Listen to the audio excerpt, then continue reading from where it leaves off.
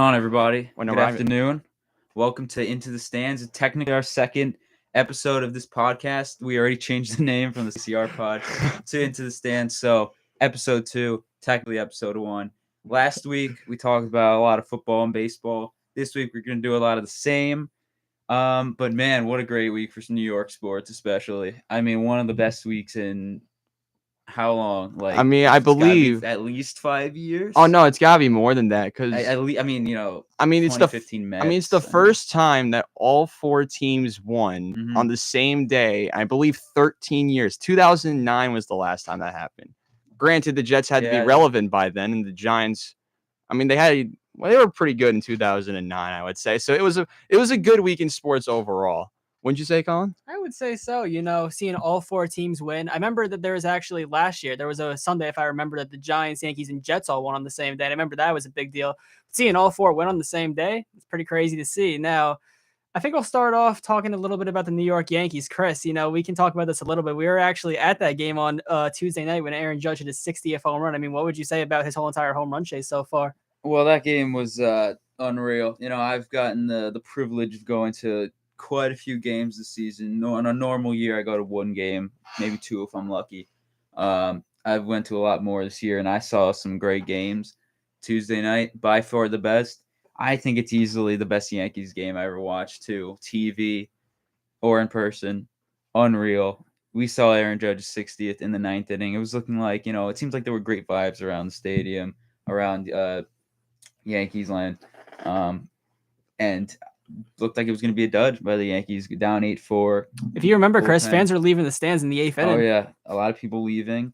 I don't get that either. Aaron Judge, I think he let off the inning. Why leave?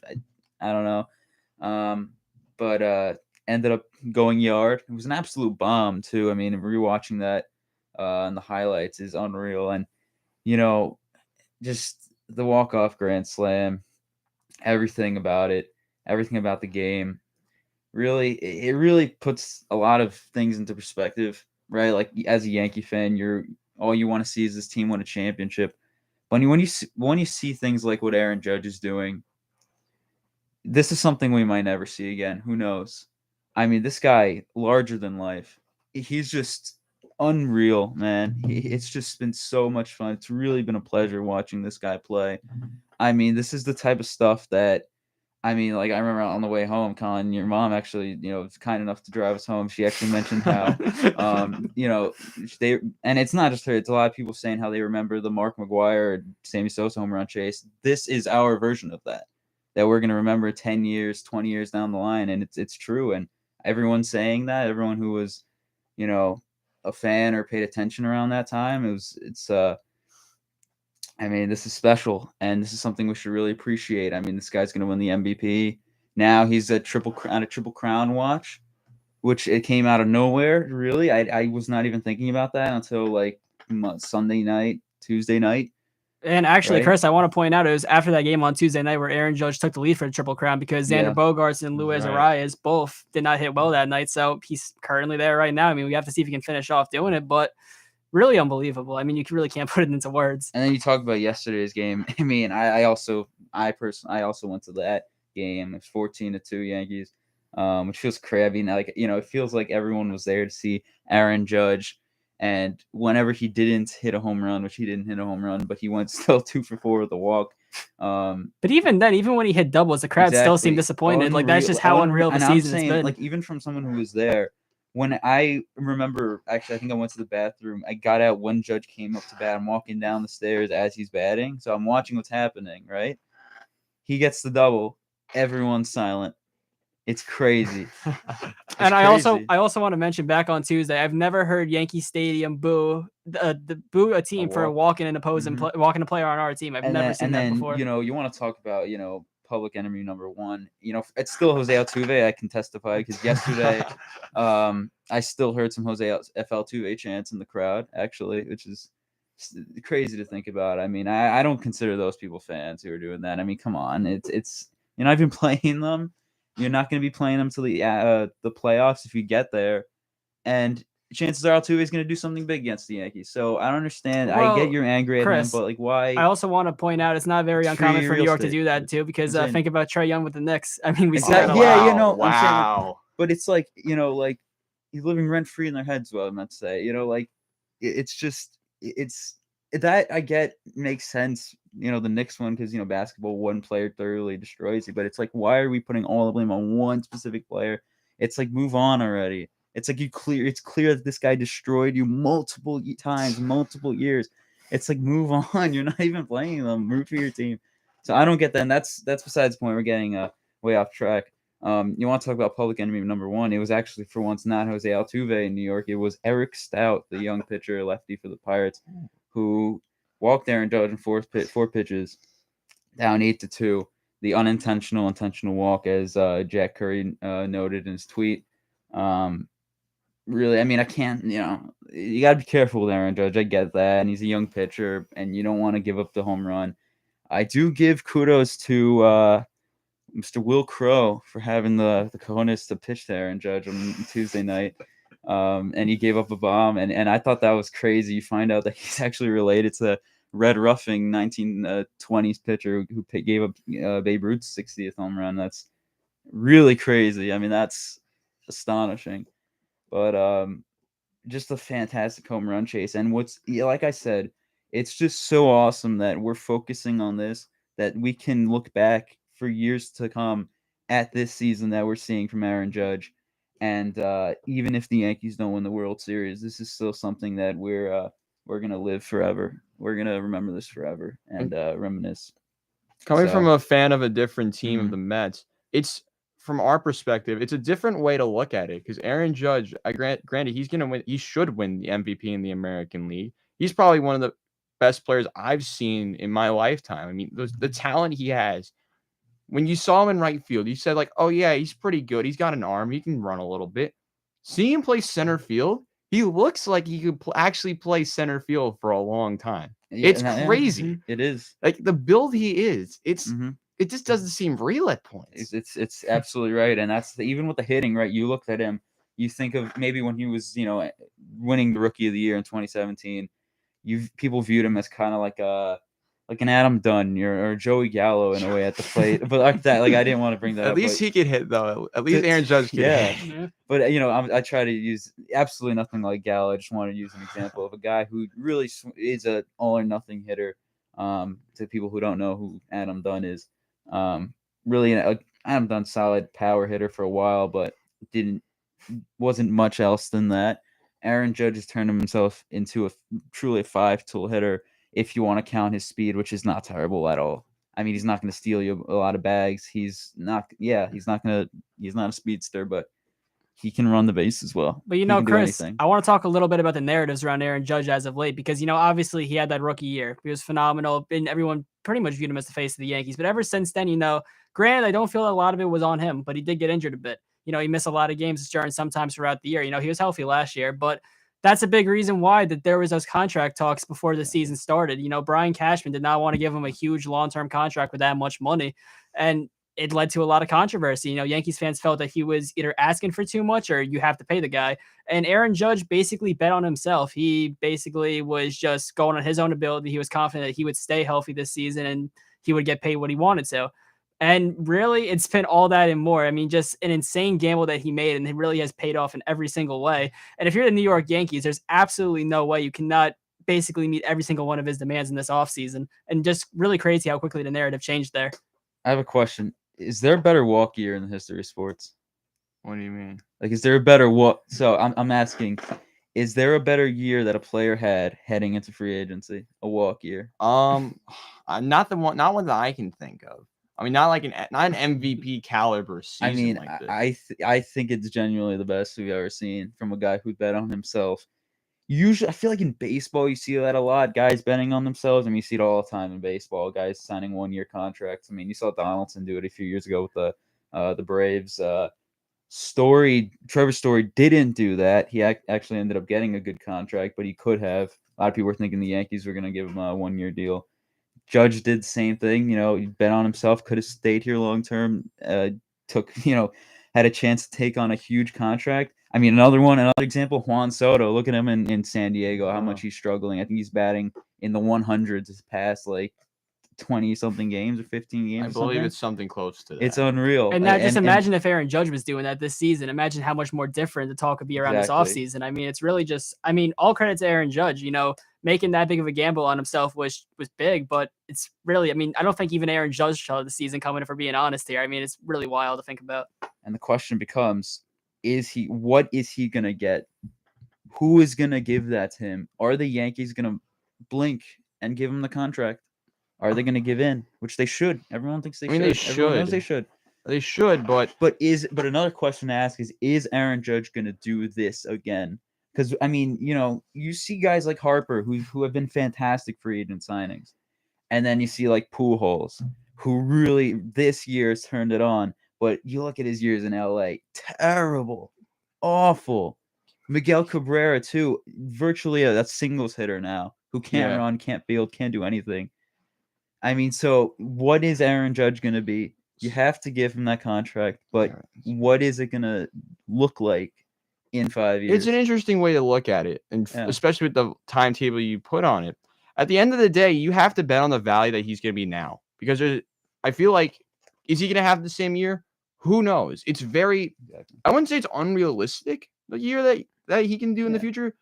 I can see him having multiple 50-plus home run seasons. Yeah, it's very realistic. Mm-hmm. So I think you bet more if you're the Yankees. I mean, granted, they have some horrible contracts, not naming names, Giancarlo Stanton, but I mean, it's not the worst contract. But the value that he has is absolutely ridiculous. Mm-hmm. So, but for Aaron Judge, I think you bet on what he values to your team, which is he should be paid what he deserves. Will the Yankees give it to him? I have no idea. I bet there will be multiple teams that will give him the money, but at the end of the day, I just don't know who would want to go out for that. I mean, I bet the Mets would do it, but I don't think he would sign with the Mets. But I feel like if the Yankees gave him the contract that he's asking for, he will stay there. If they don't, then it's going to be a long saga, kind of similar to possibly what Bryce Harper did with how long he waited for. Mm-hmm. So it's a very... who knows how long this can last for? He can get a contract done on the first day, which is possible, or he can wait till spring training, like with Harper and Machado. That's another name to mention for that. So it's a confusing situation from a fan of another team, but I bet for you guys it's a whole different feeling. Well, I actually want to talk about what you said about, the Stanton contract, and that's kind of a big part of why Brian Cashman and that Yankees front office didn't want to pay Judge. You gave that huge contract to Giancarlo Stanton, you gave a huge contract to Garrett Cole, and although they're very good players, they have their moments, they still haven't gotten the Yankees over the top. I remember when the Yankees made those signings. Remember when you signed Giancarlo Stanton after coming off that year he made the ALCS. Everyone thought that, the Yankees were the World Series favorites. Didn't happen. You thought that when you got Garrett Cole, finally you solidified the pitch and you got that ace for the roster. You thought you were going to make the World Series. Once again, didn't happen. So, but also it doesn't even go beyond those guys. You're paying Josh Donaldson a ton of money. I mean, granted, that contract's going to come off the books soon, but you also gave Aaron Hicks a really huge contract, which he did not really, I mean, he was good at the time, but long term, that contract has not been working out for the Yankees at all. So Brian Cashman went into this negotiation process thinking that Aaron Judge in the long term might not be as good as we think. He thought that when we see Aaron Judge hit his age 35, 36 season, he was going to start to get hurt, injured, probably not play as much games. But it's come to a point now with the season that he's had where you just can't do it. I mean, there would be genuine riots or backlash if Aaron Judge walks from the Yankees this season. I mean, it's true. I know it sounds crazy to say, but even though the Yankees are still a very good team, you just cannot let that guy walk no matter what it takes. I mean, it very well may not work out in the future, but I remember that's a similar thing what we talked about when the Garrett Cole signing first happened. Garrett Cole is going to get paid until his late 30s. Will Garrett Cole still have the same stuff when he's 36, 37 years old? No, he won't. But I mean, Aaron Judge, you have to give him the money just based off the season he's had. And regardless of what happens, you can never let that guy walk. I mean, yeah, and I want to go back because the Yankees offered him a huge contract. What was it? I think it was 7 years? I don't know. I'm not 100% somewhere sure. Where he'd be getting paid in the 30s. Was it slightly less than Trout? I want to say it was 7 years, $210 million. He was going to get paid slightly less than Trout. He wants to get paid more than Trout. So it's very Would clear. You give him the money more than Trout? Would you give him more than Trout? At this point, if that's all it takes to keep him there, then yes. Because you know what? He clearly does not care. He'll say all he wants. He wants to stay. If he doesn't get what he wants from the Yankees, he's not staying. He already proved that already. Right. He will go to the Mets if they give him the better offer. He'll go to the Red Sox, which I don't think that's possible. No, but I that's don't an think so. example. No.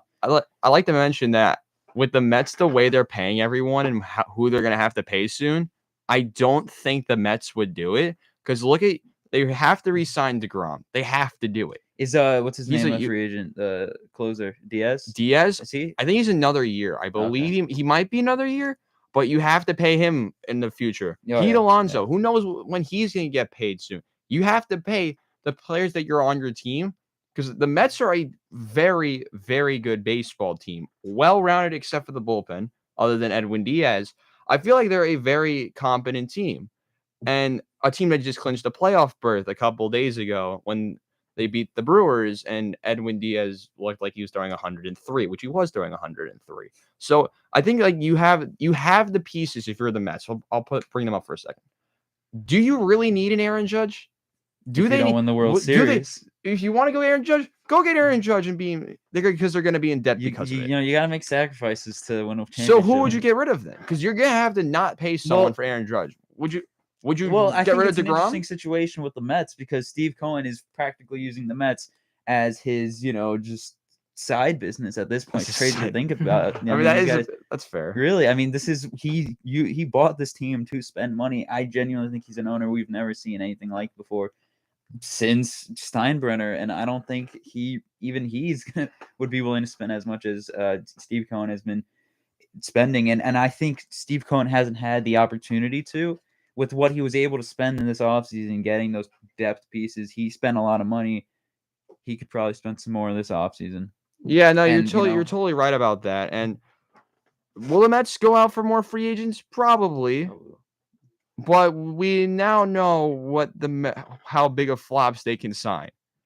James McCann is a perfect example of this. And luckily, you got that prospect Alvarez coming. Yeah, up. Thank God. And I believe the Cano contract is either at the end of this year. It might be this year or next year. I think it ends next year. So you still have. Yeah, I know that's a fun $20 million by the wayside. But at the end of the day, I feel like it's an interesting situation, and I feel like it's gonna sit better if the Mets sign Judge. Let's say they sign Judge, and they have to be 1 year where you sign Judge. And eventually you get the $20 million back to go towards Judge. Okay.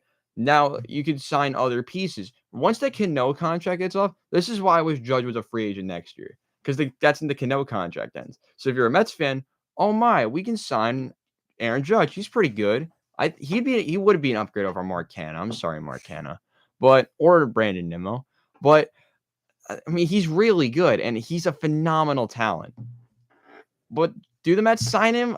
It's very hard to tell. I think you really have to see. I think if you're the GM, you have to see what these guys do in the playoffs, wherever round they start in, and I think it's gonna go on the offense because the offense has been awful recently. They're scoring, I believe, under 4.5 runs a game, which is not the Mets that we saw in the beginning of the year. So I feel like if they can find a way in the playoffs to have an offense that looks spectacular like we saw in April and May, I don't think they would even need to go after Judge if they really wanted to, if you know what I'm saying. Let me ask you this, and this could be an easy answer. This could be a tough question to ask. Do you sign Judge over DeGrom? No. And the reason I think it's somewhat of a tough question, I mean, DeGrom was out for as long as he was. The Mets are still a competent team. There's still pitchers out there that you could sign. The pitching is still a mess. That pitching is great, and great with DeGrom. You need him, but a guy who can go out there once every 5 days versus a guy who can go out and give you what he. I mean, I don't think Aaron Judge will replicate this. He could. A guy who can go there every day and give you another important bat, as we see with the Mets. Where their problem clearly is the offense as a whole. I mean, for the entire season, I mean, you're not going to get 9 runs every single game, but you see that it seems like the past 5 or 6 years now, the offense has been a problem with this team. And if you add even more power to that right-handed power, a guy who could play every single day, who's shown that he could stay on the field now, I'm sure you could find a replacement at the pitching position. And I'm not saying I would rather do it. I'm just saying it's a question that can be, a debate that can be had. Jacob deGrom's talent is Here's my viewpoint of it. If the Mets didn't sign Scherzer last year, say they didn't sign Scherzer, the Mets would have gone full send on both Judge and DeGrom. Think about that for a second. That would have been some of the most craziest Mets signings of all time if they got both of them. Now, with Scherzer, I'm concerned about his long-term health still. Yeah. This is why you signed DeGrom, I think, to like a 2-year deal. I feel like if he would make the most sense, I think you keep the guy that's been really, really good despite having injury problems than the guy you're taking the risk on. Because a lot of people say, like, yeah, it's a little risky because he played in Yankee Stadium. I don't care about that. If you're a fan, it's like, I always have the thought of, like, what if he played in Colorado? That's another thought I've always had. Like, he would hit more home runs than I think at Yankee Stadium. I don't know. I mean, it's a weird way to look at it. Yankee Stadium left center. A lot of people don't give it credit. It's the deepest left center in baseball. Believe it or not. So I feel like in Colorado it would be more crazy. But besides that, I think you keep the pieces you have and build off those pieces if they make sense. Like Judge, yeah, he makes sense. But over to DeGrom, I don't think so. Yeah, and you see what can add to your position is that DeGrom, if he does not go back to the Mets, he's probably going to go to the Atlanta Braves. Probably. That's a possibility. I mean, another what were you going to say? I mean, I feel like a good fit for him, St. Louis. I feel like St. Louis. I mean, say for example, St. Louis loses Arenado, which he's a player option. I think he keeps the player option. I think St. Louis can go after DeGrom. I feel like St. Louis. I mean, Jack Flaherty's been injury prone. Michaelis has been. Retire. Who? Wainwright, I think, is retiring. It's very possible. It's most likely it's going to happen. I feel like Jacob DeGrom in a Cardinals jersey would be so weird, yet it'd make a lot of sense.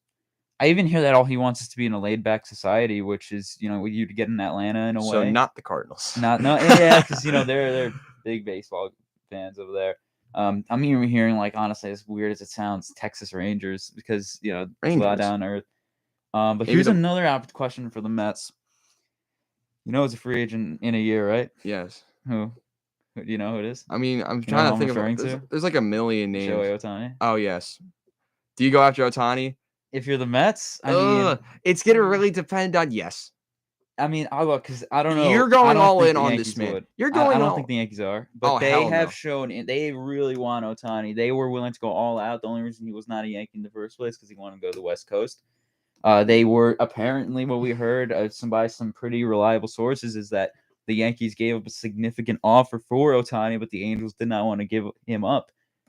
Which makes will the Yankees do what they did with Garrett Colin and go all in with Ohtani? That's an interesting after signing Aaron. That's Judge, an interesting possibly. one. So if they sign Judge, I don't think you can do it. Yeah, because the money that you're gonna have is so little compared to everyone else. Then again, Donaldson's gone. Chapman's contract is up. And so that's already like almost $35 million, $40 million in payroll. I think that's how much Chapman's getting paid. Jeez. And Chapman's 15, and then you have Donaldson. I believe is 22.5. Oh, it's 20. Around that 25. It's around that. Let's see what. So yeah, that is a crazy amount. But I believe you still have to re-sign multiple pieces. Still, correct me if I'm wrong. You do have to sign Montas. I believe you do have. At this point, I don't know. With the way he's playing, I don't know. Quick note on Montas. I still think you re-sign Montas, but it's like a much less value. Someone's going to get him. Montas is back next year. Somebody has to get signed because Tyone is most likely gone. It looks like Schmidt is going to be in this rotation. Well, I do want to ask, what about Nestor Cortez and his contract situation? I mean, he's at this point a rookie still, a contract, so that's good. Damn. That's but so he should not be an issue for quite some time until after all this. Who knows how much he's going to ask for? He might be the most paid pitcher in baseball. Give him all the money. Give him the money he deserves because he's been great. And as from another team's perspective, I would not want to go up against Cortez. So here's a question for a Yankees fan: you make the playoffs, you're playing in the wild card series against Cleveland. I don't know. Well, okay, so I'm going to finish your question. So you're asking who's going to start? Right? Yes. Well, I would start Cortez and Cole. You would start Cortez. I would start Cortez as well. Okay. But then again, in a game, so I thought it'd be crazy. Then again, Cortez gets game 2 and game 5 if necessary. But Cole is almost guaranteed to pitch twice if you start him game 1 because you're probably going to lose one game. So here's my thought on it. In a 5-game series, I'd rather Garrett Cole start game 1. Really? Because I wouldn't want him starting game 5.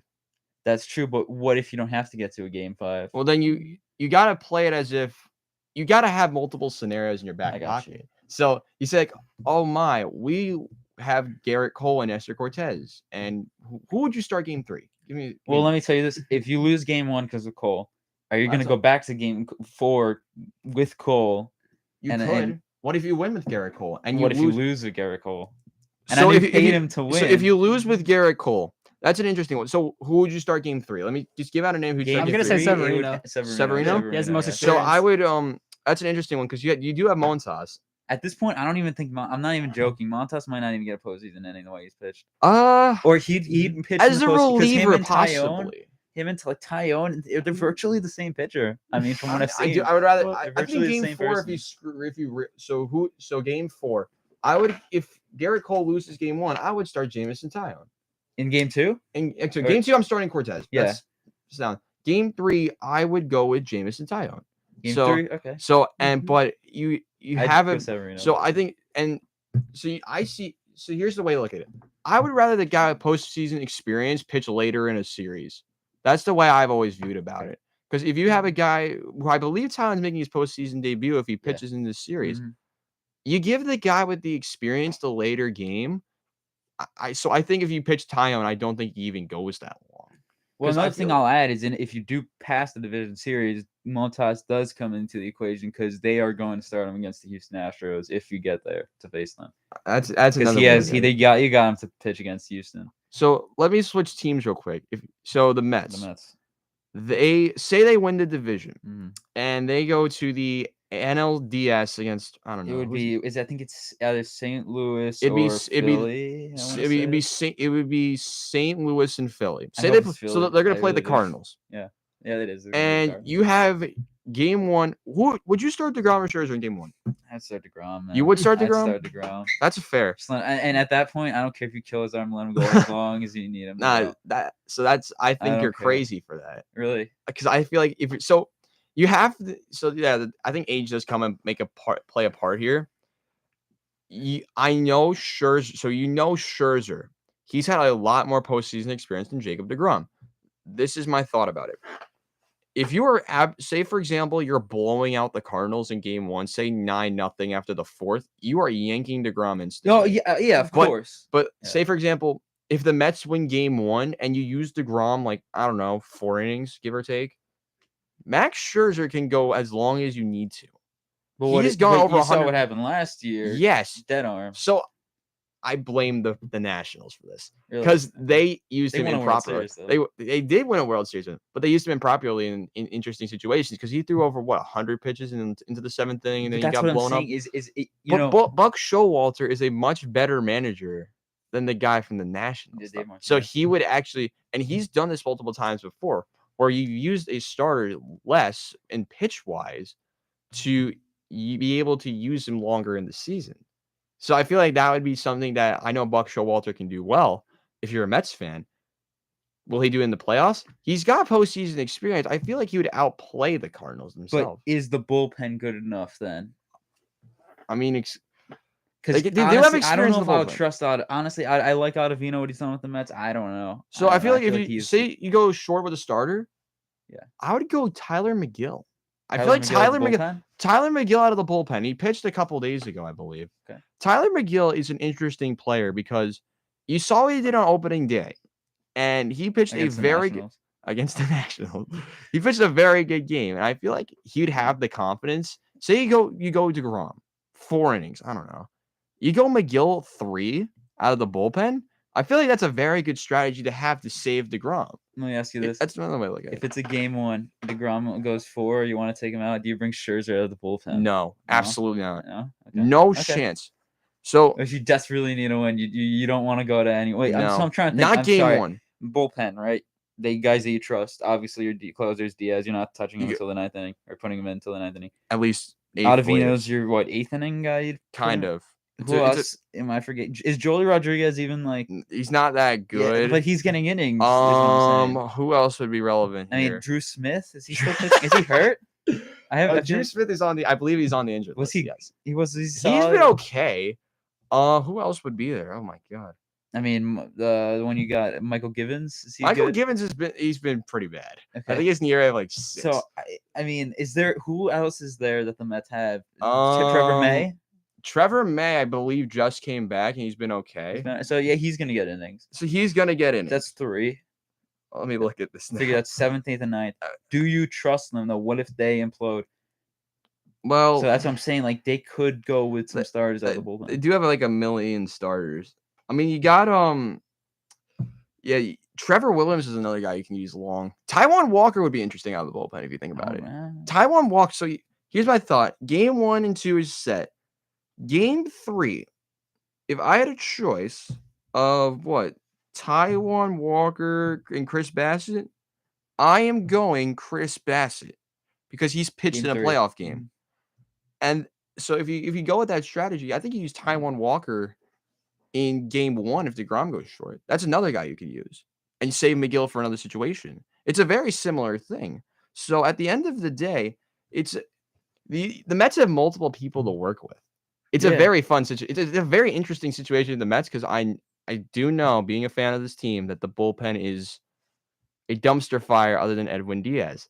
But at the end of the day, I mean, if the team can get this far with this bullpen, who knows how far they can go at the end of the year. And in 2015, I think in 2015 though there were more reliable arms, but they did go with some guys from the starting rotation, right? Colin, right? Well, that was like that is true. Wipe that was forever guy. Your mop up guy. Yeah. But it was a lot of Jerry's Familia. Jerry's Familia. That's what name I remember. It was Jerry's Familia. We had Addison Reed. We had I don't know. There's a lot of Robert Gesellman. So I'm sure there's a guy I'm forgetting from the Mets, and we'll move on. We have to do football. Yeah, let's do it. Mm-hmm. But yeah, I mean, I think with the Yankees, it's a lot of. I think they have the better bullpen. I think they're going to do the more. That is true. I think they're going to do the more traditional approach. But Mets and Yankees playoffs. Well, both Yankees technically, but 90 wins at this point, hopefully. So time for the football, which has really been the talk of sports. I think. I mean, we've got some great stuff with the Mets and Yankees. Baseball has been great, but football has been phenomenal, especially in New York. Well, Chris, and Robbie too. We've been spending the past 30 minutes talking about how good the Yankees and Mets have been, but the Giants and Jets had a very good week. A very good week, I will say, which is very rare for the Giants and Jets as of late, but a very good week. So I'll start off with the New York Giants because they're my team. So the Giants came off that 1-0 game against Tennessee Titans, and a lot of optimism was around the Giants. And, people were very high on Saquon Barkley's performance, very high on Brian Dable and the job he did in his first game as a head coach. But here comes the home opener for the Giants. They play the Carolina Panthers, and the Panthers are not exactly a great football team. Many people are calling for Matt Rule's head in terms of head coaching. He hasn't been very good. Baker Mayfield's a starting quarterback. Now, I don't think Baker Mayfield's as bad as many people paint him out to be, but, still not exactly, the greatest option that they do have, But going into this game, I really felt that it was a 50-50 chance the Giants would win this. And the Giants playing the Panthers, there has been some moments in history where they've lost very, heartbreaking games to the Carolina Panthers. I remember back in 2015, the year the Panthers actually went 15-1 and won the Super Bowl. I think everyone remember that Odell Beckham and Josh Norman game where the Giants were down by 28 points. And then, along those lines. Yep, and then the Panthers came back and won that game. Graham Gano hit the game-winning field goal. I remember 2018 Saquon Barkley's rookie year. Graham Gano hit a 63-yarder on us, but now Graham Gano is on our side, and Graham Gano was really the deciding factor in this one. The Giants won 19-16. It was not the prettiest football game by any stretch of the imagination. The offense was very average, I will say. Daniel Jones had about, I believe it was 170 passing yards. He also had a passing touchdown, but not really the greatest game from the offense, but I'm sure they'll get there. Mike Kafka calling the plays, still kind of getting used to that system, but really the story about this game, and really just at least so far the season for the Giants in general, is the defense. Now, I want you to keep in mind, the Giants are without their two best pass rushers, Kayvon Thibodeau and Azeez Ojulari, two guys who have been out for the season, but will make their debut on Monday night against the Cowboys. And they mean a lot to this football team. Azeez Ojulari actually had the Giants' record for most sacks by a rookie. Lawrence Taylor technically held the record, but Ojulari gets it just because that was back before sacks were recorded. And Kayvon Thibodeau, obviously the number 5 pick in the draft, very hyped up coming out of college, very talented guy. So those two guys coming back, you can only imagine, are going to make the defense much better. But as of right now, they held the Tennessee Titans, who were the first seed in the AFC last year, to 20 points, and the Carolina Panthers to 16 with Baker Mayfield and Christian McCaffrey. And I want you to keep in mind too, Leonard Williams got hurt in this game in the third quarter. So you're looking at a Giants defensive line where the best player is maybe O'Shane Ximines, who actually had a great game. I mean, O'Shane Ximines, you're looking at Jihad Ward, and these guys are really doing their job. And, the secondary too, we got Adoree Jackson as the cornerback one. He's always been solid. I like him as a cornerback one. He's been doing a good job. But they're relying on rookies here, and rookies, first and second year players, to be the cornerback too. You're asking Aaron Robinson to go out against the Tennessee Titans and have a great game. He did, but he got hurt. So now you're asking Cordell Flott, a rookie out of LSU, to basically, be that number 2 cornerback, and he did a good job too. And it's really crazy to think about, outside of, Adoree Jackson and maybe Xavier McKinney, who had a very good year last year. Most NFL fans do not know the names of these players on the Giants defense, and it's understandably so. But Wink Martindale has been a great defensive coordinator. I love what he's doing. One of the big things with this new coaching staff is you lose Patrick Graham, who many people don't really know a lot about Patrick Graham, but he was the defensive coordinator for the past 2 seasons with Joe Judge. Really the one, I think, good part of that coaching staff. Patrick Graham's defenses are always very good. That's really what was carrying the Giants for the past 2 years, even though they did not win a lot of football games. But Wink Martindale has been great for this defense. And the Giants are now 2-0. I can't believe I'm saying that because I would have never thought I would be saying that when the season first started. But you now have a chance to go 3-0 on Monday night against the Dallas Cowboys, a division rival. And we'll get into that game later. But Cooper Rush actually won in his first start for Dallas, so you don't know what's going to happen there. But, hoping for the best, hoping for 3-0. Once again, like I said, that Carolina game, not the prettiest game you're ever going to see, but definitely very good. It's kind of getting this Giants team's identity. That's a scrappy football team that, may not be the most talented, is going to fight with you for 60 minutes. And really, that game against Carolina really grinded it out. But as I said, it was also a very good week for the New York Jets. I mean, Robbie, let's talk about the New York Jets. How about Joe Flacco? You want to talk about scrappy football? Talk about what the Jets did late in that game on Sunday. We'll go into that in a second, but Joe Flacco, I'm sorry for what I said last week. Joe Flacco had a phenomenal game on Sunday against the Cleveland Browns, led by, I called it the battle of the backups because we got Jacoby Brissett for the Cleveland Browns, who had a very solid game, was 13 of 14 at one point, including completing 11 straight passes against the Jets defense. But we got to see a very exciting game from first-round pick out of Ohio State, Garrett Wilson, who went off for over 100 receiving yards and was named actually player of the week in the AFC with the game he had, including 2 touchdowns, including his first one in the back of the end zone in the first half. But we're going to take a quick dive into the last 2 minutes. The Browns, Nick Chubb, with under 2 minutes to go, runs it in for a touchdown to go up 13 after a missed extra point. Joe Flacco completes a 66-yard pass to Corey Davis to go down 6. Then they recover the onside kick. And then Joe Flacco marches the Jets down the field with no timeouts in under a minute to find Garrett Wilson again, who has been looking like he's one of his better targets when they're actually playing him. So, yeah, Garrett Wilson had a phenomenal game, but the Jets defense held their own again. Other than the first half was a little bit of a mess, but the Jets defense looked solid. And last 2 minutes, I mean, they made a big stop. Ashton Davis with the game-winning interception off Jacoby Brissett off a ball that was completely forced. But the Jets are holding their own. And 1-1, I'm very shocked to say a 1-1 because we had no business winning on a Sunday. But the Jets now head into a very interesting game against somehow the 0-2 Cincinnati Bengals, who lost, as Colin said earlier, to Cooper Rush. And I'd like to mention the Bengals have lost 2 games in the last 2 seasons to backup quarterbacks, including Jets legend Mike White in his first career start with the Jets last year. It's a very interesting team. We'll now dive into Cincinnati a little bit. 0-2, they have a lot of talent. Joe Burrow is great. Jamar Chase is great. T. Higgins is also kind of solid. But the defense, man, the defense is letting them down a little bit. Joe Burrow, week 1, okay, he threw 5? They had 5 turnovers? Yep. The Bengals week 1?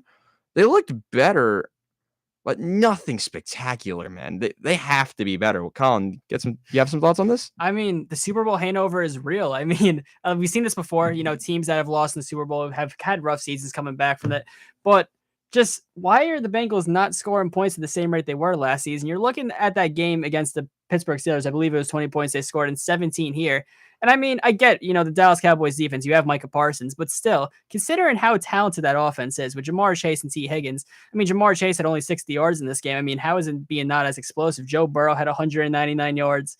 And just the real concerning part, though, is it really does not seem the O-line has gotten that much better, and it's crazy to think about, too. They signed Lyle Collins from the Dallas Cowboys. You thought that, you're really solidifying that O-line, that is going to be better, the offense is going to be able to click more, but it's just been really tough so far.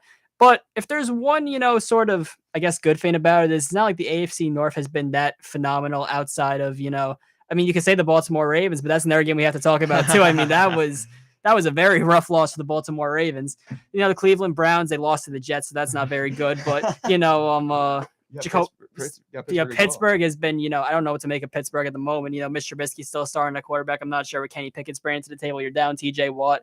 The AFC North has always been viewed as one of the most competitive divisions, but at this point, I really don't know who's going to win it. I mean, what do you have to make about that? And also, I think we should get a little bit into this Ravens Dolphins game that happened last Sunday. Yeah, let's do it. The Ravens and the Dolphins. A very interesting game. I did get to watch the end of it.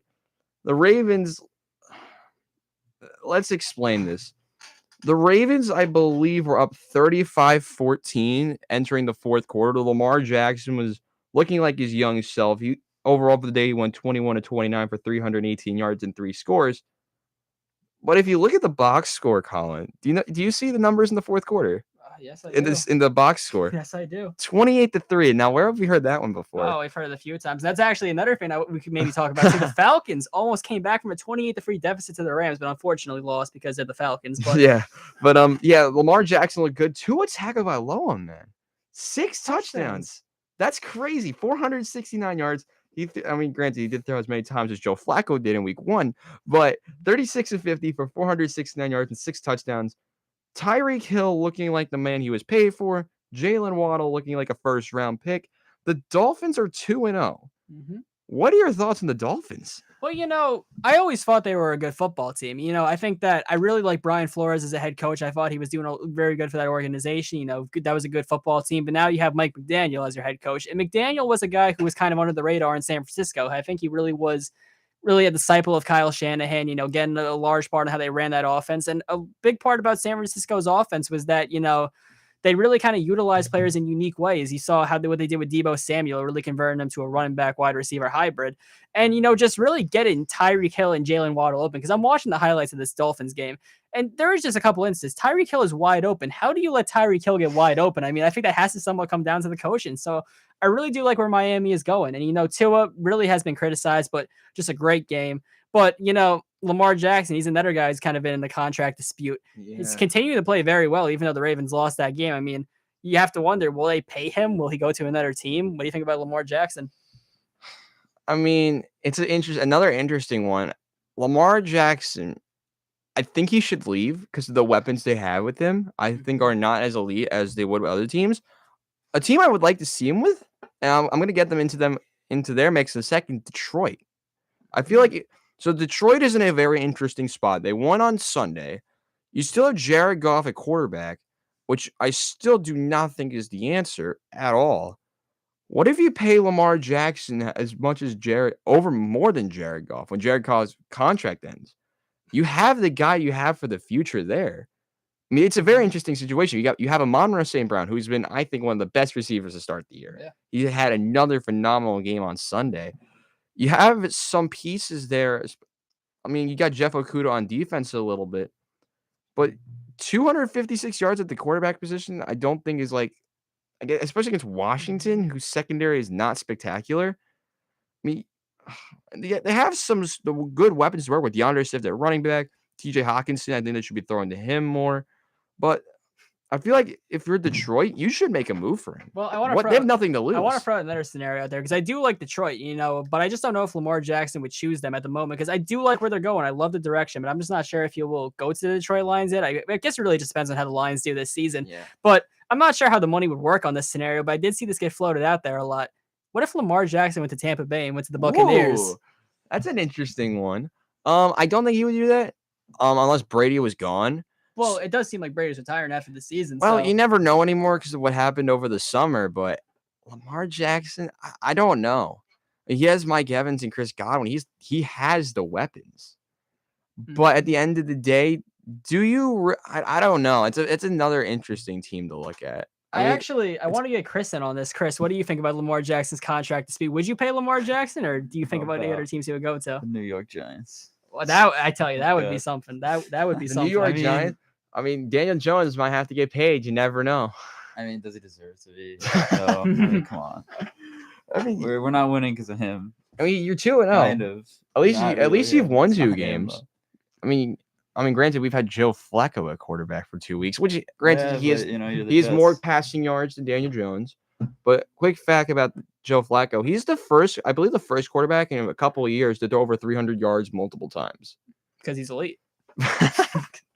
No, because he throws like 40 times a game. I don't think they've had anyone like that since Ryan Fitzpatrick. I mean, they were, like, I believe, that almost the same age when they signed to the team. But here's another headline I want you to get your thoughts on. Trey Lance. He did get down with an injury. He is going to be out for the season. The Niners get to start Jimmy Garoppolo. And what did they do? They pull a San Francisco 49ers, and they beat the Seahawks and Geno Smith, another former New York Jet. Jimmy Garoppolo pulled a like stat line of 13-21 for 154 yards, which my comparison, honestly, is like he's like Daniel Jones all over again. But what are your thoughts on Jimmy Garoppolo and the Niners situation now? It was very controversial. People discussing this the past week. I mean, it's a question. I mean, I won't ask you right now at the moment, but people are wondering who is the better fit for this team. Is it Trey Lance or Jimmy Garoppolo? And that was a very prominent question because even last season, the San Francisco 49ers went to the NFC Championship game, and they were up in that fourth quarter against the Rams. People forget that. It was very close to Jimmy Garoppolo playing in his second Super Bowl with the 49ers in the span of 3 seasons. That almost did happen.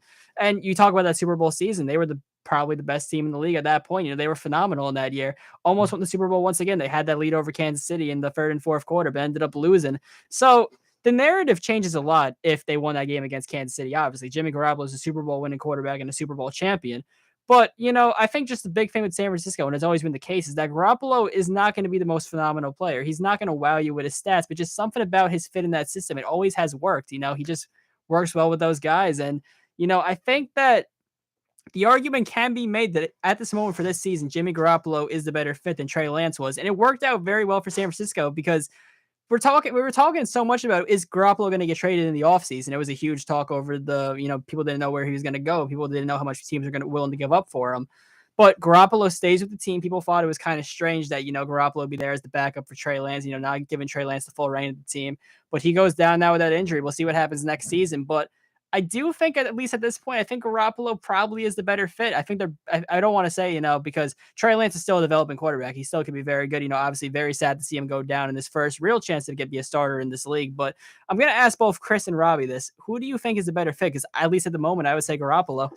I mean, I think it's just one of those things, of course, your better option, the one you would want is the developing young quarterback. But the fact that he's hurt now, I mean, the fact that Garoppolo, even though the problem has been that he can't be, this elite quarterback, he's gotten this team to some pretty nice destinations. The championship game last year, the Super Bowl a few years back, it's like, how much better of a second option can you have, really? I mean, it's another interesting conversation because Jimmy Garoppolo is not spectacular. He is. Could you consider him elite? I don't know, but I think he's in an interesting situation. I would pick Jimmy Garoppolo for the experience, like Chris mentioned on. But Jimmy Garoppolo, I feel like he won't get you over 200 yards passing a game. He could. Will he? I don't know. I mean, you look over the numbers, I believe Green Bay held them to under 200, I think under 350 total yards against San Francisco in that playoff game. But they got outplayed by the San Francisco defense. San Francisco's defense is carrying them to wins. I mean, they have Deebo Samuel, and he's really good. But I don't think they have an elite weapon to go along. They have Brandon Ayuk, who is pretty solid. But I think that if you really want to make San Francisco a contender, give the guy another weapon to work with. If you give Jimmy G a true second weapon, how much?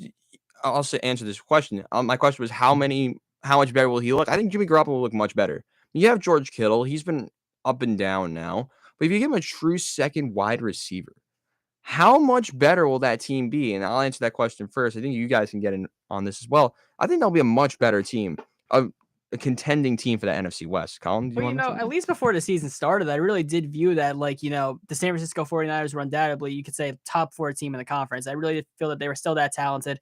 And the question with Trey Lance is that, is he going to develop into being better than Jimmy Garoppolo? Because as of late, at least it's a very small sample size, but he didn't do great against Chicago. I remember he got a start last season. It didn't go that great, but he's still developing, and it could still even be better next year. But Garoppolo getting a second weapon, like you said, that would obviously be huge. There's going to be some names out there on the market. Odell Beckham Jr. is a name which has been floated out there. That's been kind of a saga. I even saw rumors that he may be considering the Giants, which, that'd be crazy for me. But, getting that second weapon would be huge because, as it is, Kyle Shanahan's great at offense. We all know he's a great offensive mind, although he has had some blown leads, that does happen. But I think that San Francisco could continue to solidify that roster, which I already do feel is very good. It's going to be, I think that would be very beneficial because, and I still say it, I think the NFC is very wide open, at least compared to the AFC. I think that the NFC, I think really anyone can win that division because in the AFC, you have your Titans, you have your powerhouses, you have your Buffaloes, your Kansas City Chiefs, even teams like, the Chargers are coming up there and, Cincinnati, they can get back on track. But in the NFC, who do you really view as the favorite? I would think that before the season started, I thought it'd be Tampa because I think that, you have the experience, Brady coming back. But, now you have that situation where Mike Evans got suspended, Tom Brady hasn't been necessarily looking as sharp. Who is the favorite in this conference? I really don't know. So, like, my original pick was the Rams. And the Rams don't look anything crazy. Like, if you look at the NFC West, everyone is 1-1. And I feel like, granted, it's multiple divisions are all 1-1 right now. But I feel like the Giants. Except the Giants. Of course, except the Giants. But to mention that no one is under 500 in either East division. So I know there's a lot of criticism over both divisions being kind of not great. They're very top heavy. So far, that's not been the case. But to continue the point, the Rams, I think, were my NFC prediction to get out of the NFC. I feel like they had a complete roster, depth, talent. Matt Stafford trying to be elite. And then Matt Stafford doesn't look like he's been himself. They beat the Falcons. They survived due to Jalen Ramsey and the defense doing barely anything in the second half. Like, that's just incredible to me. Like, the defense and the offense looked awful against Buffalo. Not great against Buffalo. I feel like they have a very interesting matchup, and I want to highlight this game, actually. Come up against the Arizona Cardinals. The Cardinals, who are coming off a miraculous, and I would point out as lucky, come from behind win to beat Vegas, a team that has also been known for blowing leads. I feel like if the Rams need a game to put up or shut up for how good they are this season, I feel like it would right now, I would pick this game against Arizona because when you look at the upcoming schedule they have, I'll pull it up real quick. They get Dallas, Carolina. The Niners will be another interesting game. And they get Tampa Bay later on the season. But for the first 3 weeks, I feel like you need to put an identity on yourself. And I think if you can run Arizona out of the building, which I think is very possible, the way Arizona's defense has been playing, which hasn't been crazy, I feel like the Rams can do that. And if Matt Stafford can do what he's been doing, if he can find a way to get back to that consistency level over, I'd say 300 yards passing, I feel like that's a fair enough number for this. I feel like they can blow Arizona out of the water. Do you have a game you want to look at for this week, Colin? I think that I'll probably go with the obvious one here, Packers Buccaneers, because it was a weird first week for the Packers. Really, they only scored 7 points. The offense is really out of sorts. A lot of questions on whether those young receivers are going to step up. Is Aaron Rodgers going to mesh well with them? And Tampa, the Mike Evans suspension, they're kind of down on receivers. Chris Godwin has that injury, so. Really, that game's going to say a lot about where those two teams are going, really the depth of both rosters because, the Packers beat the Bears last week, but everyone expected the Packers to roll the Bears because that's what they always do. So, and, the Buccaneers, very tight game with the Saints, up until that fourth quarter where they started to pull away. But I'm really interested because, whenever it's Tom Brady and Aaron Rodgers, you always do assume it's going to be the biggest game of the week, but just a lot of, question marks really around those two teams. So I am very much looking forward to seeing that game. Tampa Bay is the home team, but I could see the Packers winning this game. I think that, Aaron Rodgers could have a huge game. Last year, the Buccaneers blew him out in this situation, and Packers and Buccaneers has been really one of the top matchups we've seen in the NFC for the past few seasons. The Sunday Night Football game, too, is another big one because we're going to see Jimmy Garoppolo in his first full start for the 49ers this season against Russell Wilson and the Broncos. And I want to mention the Broncos were not very good again last week against the Texans. Nope. They only scored, I believe it was 17 points. They won 17-9, a very ugly game. 16-9. Well, regardless, very ugly game, and I'm just not seeing a lot out of that offense. And Nathaniel Hackett, who was supposed to be an offensive mastermind, a guy who was supposed to really elevate that team. Denver's been kind of in a weird situation, but at least that's what I'm looking at right here. I think that those two games are probably the biggest ones I'm looking at right now. I mean, another game I'm going to point out, it's going to be the early slate. There's a lot of good early slate games. My other highlight game for the morning early session, I'm going to go with Buffalo and Miami. A very interesting game, the battle of the 2-0s. Josh Allen looking like an MVP for sure for the first few games. He's looked incredible after absolutely blowing out Tennessee on Monday Night Football. And they go up against Tua Tagovailoa, who's looked surprisingly solid. I don't know if he was the answer in the beginning of the year at Miami. Right now, he looks like the answer, and it's a very good matchup. Josh Allen, I feel like this is going to be his best competition to start the year. I mean, you look at who the Bills are playing upcoming soon. You got teams like, I believe, Pittsburgh, Baltimore, Pittsburgh, Kansas City. That's a prove yourself matchup. But I feel like they blew out Tennessee and they blew out the Rams. This game should not be a blowout. My pick would be Buffalo still, but I feel like Buffalo is the better team. I feel like they have a much better roster overall. I feel like they're just going to overpower them. Tyreek Hill is really good. Jalen Waddle is very good.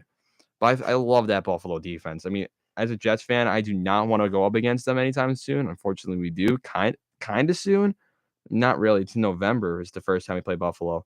But they're such a good team. And you can't count out Buffalo, I think, against anyone this year. They're that good. Like Super Bowl caliber. Yeah, at least at the level, they've been the best team in the league. I mean, you're looking at the point differential. They've scored 72 points, which I believe is the highest in the NFL if I'm looking at this right here. The most in the NFL. They're actually, the Detroit Lions are in second with 71, believe it or not. But they've scored the most points in the NFL and have given up the second least amount of points in the NFL of 72-17. That is phenomenal. I mean, we all figured Buffalo is the favorite here. But, I think that in that game against the Dolphins, like you said, it's going to be a very good matchup. It's going to tell a lot about Miami. I think it's going to show really where they are. But I think Buffalo wins it too because they're the better team. But before we finish off this podcast, I want to quickly go over the field here because we have 6 teams left in the NFL that are 2-0. We have the Miami Dolphins, the Buffalo Bills, Kansas City Chiefs, the Philadelphia Eagles, the New York Football Giants, and the Tampa Bay Buccaneers. Now, I wanted to ask you guys, I mean, it's kind of hard to say, but I mean, who do we think is going to stay the longest undefeated out of this field? So my pick, if you have to go by talent, is Buffalo. But like I said earlier, Buffalo, I think, has one of the most annoying schedules. I mean, say, for example, this is very possible. Buffalo plays Kansas City, 2 teams that are likely, I think, could be undefeated up to that point. They get games against the Packers, who I think are still a solid team. They have to play Miami twice. New England's still going to give them a good fight. I don't know. Kansas City, you could really consider Kansas City. But another team I like to highlight, I think Tampa Bay could go on for a while because the NFC, I mean, if they win over the weekend, they have 2 very tough matchups upcoming. You look at Green Bay, who's a solid team. And then you look at Kansas City, who's also very solid. I didn't realize that we're playing Tampa Bay soon. So it's a toss-up. It's the definition of a toss-up this week. What do you got? I agree. I think the Bills, I mean, have just looked completely just dominant. But then again, the Dolphins, how good Tua was the other day and how good that team played against the Ravens, just dominating, fantastic offense. That's going to be a very interesting game, Bills Dolphins. I actually want to mention this right here because I just took a look at the schedule. You guys haven't talked about the Philadelphia Eagles. I was just about to mention that. And I want to talk about their upcoming schedule. The Commanders, Jacksonville Jaguars, Arizona Cardinals, Dallas Cowboys, Pittsburgh Steelers, Houston Texans, Commanders again, the Colts, and then you get the Packers on November 27th. So I think the Eagles could possibly be in play here for sure. I mean, that's a very good thing to point out. I mean, Jalen Hurts has looked fantastic as quarterback for the Eagles. But I think to conclude the show today, I think we should pick. It is Thursday. Yes. Let's pick Thursday Night Football real quick, gentlemen. We get Cleveland coming off an embarrassing loss to the New York Jets. I believe they're going up against Pittsburgh. Yes. Yes. Yeah. Who you guys got? I'll start this. I am going with Cleveland as a bounce back game. I did get the pick right last week, by the way, with Kansas City. Cleveland, I think, needs a bounce back game, and I think Jacoby Brissett could lead them to that. I think the defense is going to pick it up. Jadeveon Clowney actually did not play in the fourth quarter against the Jets. So I think when he comes back, I think he's going to be an absolute menace because he was one against the Jets. But I'm going to go with Cleveland because they need a bounce back win. Colin? Okay, I'll hand it over to Chris. Chris, who do you got? Cleveland or Pittsburgh? both 1-1. I think I'm also going to agree with you on that one. I think they have not looked like a terrible football team. I mean, defensively awful, but offensively, maybe Packers. Steelers.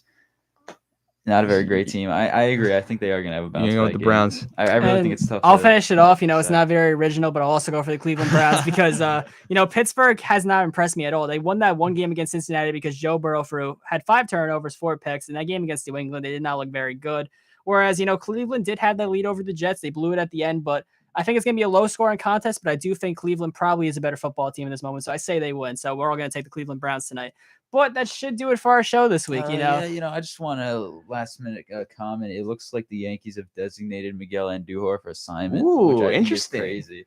I don't know if that's just he's going to end up, in AAA again. I bet he's going to get outrighted. That's what I'm thinking, because I think they outrighted him to AAA this morning, and now they DFA'd him, which is crazy. I mean, not the end of an era. You can't say that, but really a guy who you thought was going to be a long-time player for this team and constantly trying to get opportunities. I don't get why you didn't trade him then if you're going to just outright him and release him. But that's all I wanted to add on. It was to make roster moves to add Zach Britton and Scott Efros to this roster.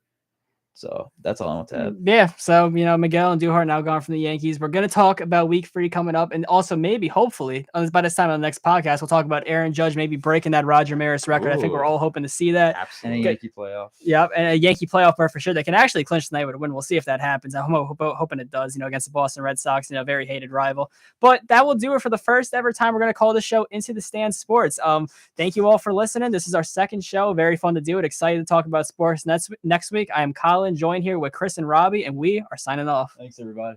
Thank you for listening.